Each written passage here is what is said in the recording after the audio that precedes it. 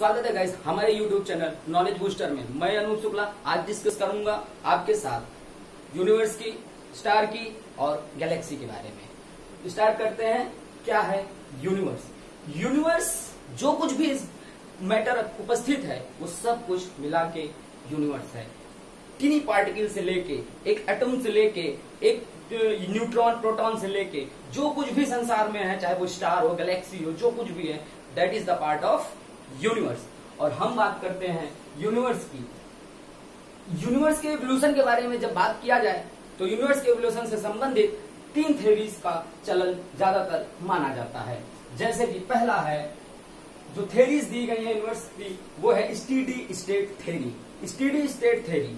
दूसरी है pulsating theory, pulsating theory. तीसरी है बिग बैंग थ्योरी। जो इन तीनों थ्योरीज में सबसे ज्यादा फेमस एक्सेप्टेड थ्योरी है वो है big bang theory. Big bang theory, big bang theory. Big bang theory एक टिनी पार्टिकल था, सुपर कंप्रेस्ड पार्टिकल था, मैटर था, जो एक्सप्लोजन हुआ और इस एक्सप्लोजन से बहुत सुपर कंप्रेस्ड पार्टिकल से गैसेस निकली, बहुत सारे पार्टिकल निकले और वही आज का जो यूनिवर्स है फॉर्मेशन का कारण बना। बिग बैंग थ्योरी, बहुत सारे साइंटिस्ट हैं जिन्होंने इसको एक्सेप्ट नहीं किया, इसको क्वेश्चन भी किया है, लेकिन इससे बेहतर कोई थ्योरी आज तक दी ही नहीं गई है। अब हम बात करते हैं यूनिवर्स की साइज की, तो केवल हम ये कह सकते हैं कि इमेजिनेशन से हम जो समझ लें वही यूनिवर्स है। यूनिवर्स के साइज में कोई चेंज, कोई भी लिमिट नहीं है। एज ऑफ यूनिवर्स की बात की जाए तो यूनिवर्स को माना जाता है कि ये 13 से 16 बिलियन साल पुराना है। वैसे तो यूनिवर्स 14 बिलियन साल पुराना क्लियर माना जाता है। जब बात की जाए कि यूनिवर्स बना किस चीज से है, तो जो भी चीज है पहले ही हम बता चुके हैं, गैलेक्सी, स्टार, प्लैनेट्स, जो भी है वो सब यूनिवर्स को फॉर्म करते हैं। और अब बात करते हैं कि जो अब गैलेक्सी क्या है। गैलेक्सी छोटे छोटे यूनिवर्स के कंपैरिजन में तो छोटा है, लेकिन जब बात की जाए एक प्लैनेट की, बात की जाए एक सोलर सिस्टम की, तो गैलेक्सी बहुत बड़ा है। मोर देन 100 बिलियन गैलेक्सी आज इस यूनिवर्स में पाई जाती हैं। डिफरेंट जो है स्टडी से ये पता चला है। गैलेक्सीज तीन स्ट्रक्चर में पाई जाती हैं। ये 3 स्ट्रक्चर हैं। पहला तारो जो है स्पाइरल फॉर्म, इलिप्टिक, दूसरा इलिप्टिकल फॉर्म और तीसरा इरेगुलर फॉर्म। स्पाइरल फॉर्म में जो गैलेक्सी पाई जाती है वो है हमारी अपनी गैलेक्सी, दुग्ध मेखला, या कहो तो मिल्की वे गैलेक्सी। मिल्की वे गैलेक्सी स्पाइरल फॉर्म में पाई जाती है और स्पाइरल फॉर्म में एक सेंटर होता है और उस सेंटर के चारों तरफ हमको रेसे जैसे स्टार्स स्ट्रक्चर में लगे हुए दिखाई देते हैं, जैसे ये है और ऐसे ऐसे। तो ये एक तरीके से एक स्पाइरल बना रहा है। दूसरा है, इसी में है ये, दूसरा है इलिप्टिकल फॉर्म।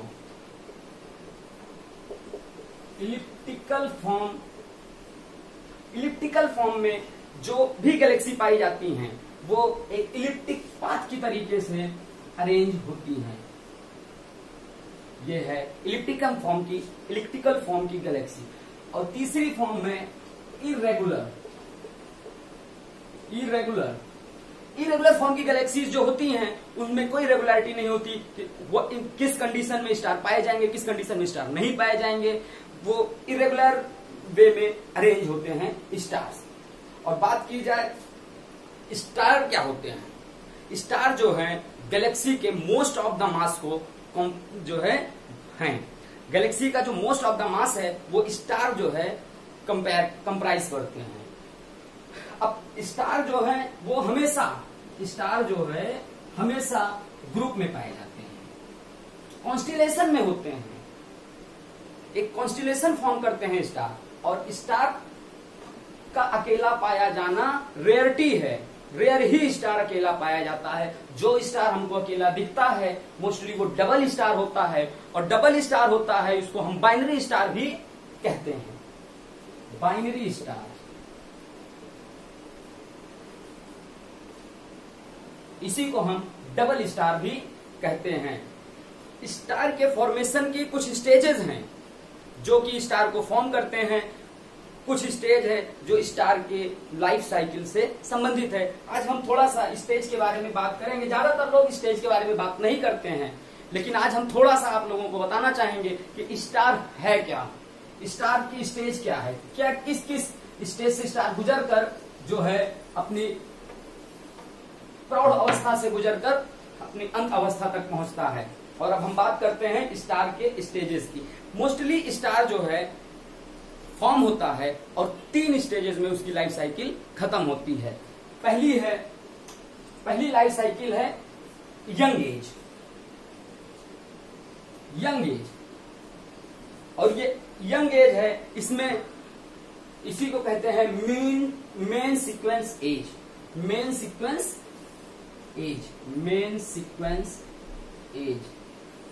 इस एज में जो कोर ऑफ द स्टार है, स्टार का जो कोर है वो हीलियम गैस का बना होता है, और ये हीलियम गैस हैवी होती जाती है और फैलती जाती है, जो आगे चलकर जो है भारी स्टार बनाती है। फिर इसकी दूसरी स्टेज है एक्सपेंडिंग स्टार। इस स्टेज में स्टार जो है एक्सपेंड करता है, स्टार एक्सपेंड करता है, बढ़ता जाता है, इसका जो है क्रोमोस्फीयर, फोटोस्फीयर फैलता है। इसी को हम कहते हैं adult star. Adult star, adult star ही जो अभी इसी समय इसी स्टेज में हमारा सूर्य जो है। एडल्ट स्टेज में हमारा सूर्य है। तीसरी स्टेज 2 भागों में पूर्ण होती है। पहला वो भाग जो कि स्मॉल स्टार है, दूसरा जाइंट स्टार।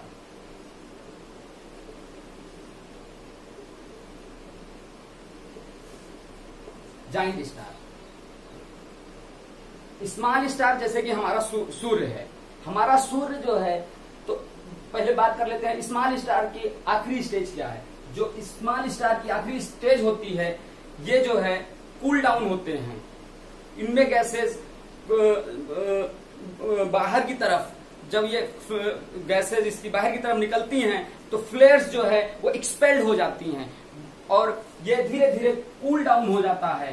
कूल डाउन होकर कूल होता है और कॉन्ट्रैक्ट हो जाता है, और ये जो है एक तरीके से पल्सर स्टार कूल डाउन और कॉन्ट्रैक्ट होता है, और ये बनाता है white dwarf star. White dwarf star जो जाइंट स्टार होते हैं, ये हैं वो star supernova star. Giant star supernova star होते हैं, और ये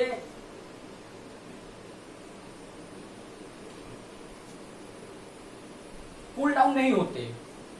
ये जो है सुपरनोवा एक्सप्लोजन हो जाता है, इनमें होता है सुपरनोवा एक्सप्लोजन होता है। सुपरनोवा एक्सप्लोजन होता है और ये न्यूट्रॉन स्टार बना लेते हैं सुपरनोवा एक्सप्लोजन होके। उसके बाद इन्हीं को हम कहते हैं, जो नया स्टार मिलता है वो पल्सर कहलाता है, या इसी को हम कहें कोलैप्स एंड ब्लैक होल बनाता है। जो जाइंट स्टार होता है यही ब्लैक होल बनाता है। अगले वीडियो में हम लोग बात करेंगे सोलर सिस्टम के बारे में, स्टार के बारे में, प्लेनेट के बारे में, और